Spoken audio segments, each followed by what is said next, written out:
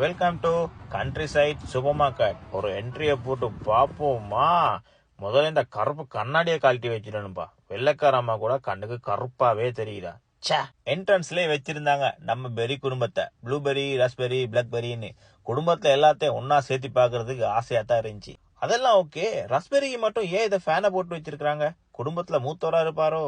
Vegetable வாங்க வந்தோமா இல்லைன்னா அதை கண்குளிர பார்க்க வந்தோமான்னு ஒரே கன்ஃபியூஷனா போச்சு. அவ்வளோ அழகா டெடியா அடுக்கி வச்சிருந்தாங்க. ஒரே கலையா களைச்சி விட ஆசையா தான் இருந்துச்சு. ஆனா கெஷியர்ல இருந்து ஒரு வெள்ளக்காரமா என்னையே உத்து உத்து பார்த்துட்டு இருந்தேன்.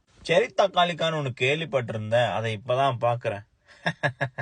இது என்ன பிரமாதம்? இன்னொரு ஸ்பெஷல் ஐட்டம் இருக்கு. இதான் செரி கிழங்கு. ஏதாச்சும் ஒரு பேர் அடிச்சு விட வேண்டியதான். அப்புறம் என்ன அறியாமலே ஒரு இடத்துக்கு போயிட்டு சேர்ந்துட்டான்ப்பா. ஹலோ, நீங்க நினைக்கிற மாதிரி ஒண்ணும் இல்ல. இதுதான் மெப்பல் சிரப். மெப்பல் சிரப்பை லவ் பண்றதுக்கு கனடாக்காரன் அடிச்சுக்கிறதுக்கு யாருமே இல்ல. ஏன்னா மெப்பல் சிரப் உற்பத்திலையும் கொள்வனவுலையும் இவனுங்க தான் முதலிடம். அப்படியே லைட்டா கொஞ்சம் உள்ளுக்கு போகும்போது கைப்புள்ள சீரியஸா ஏதோ பார்த்துட்டு இருந்தாப்புல. என்னத்த பாப்பாரு? சாப்பாடு தான். அப்புறம் வந்திடம் என்ன போனிடம் என்ன, ஆரம்பிச்சிட வேண்டியதுதான்.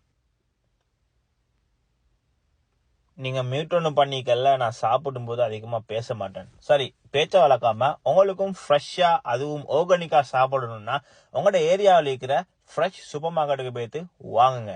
ஸ்ரீலங்கால இருக்கிறவங்க இதை பத்தி ஒன்றும் ஒரி பண்ண தேவையில்லை. ஏன்னா நீங்க எல்லாம் பக்காவா தான் செஞ்சுக்கிட்டு போறீங்க. ஸோ அதனால கீழ்ஸ்லயோ ஃபுட்ஸ்லயோ போயிட்டு உங்களுக்கு தேவையானதை வாங்கிக்கோங்க. வரட்டா?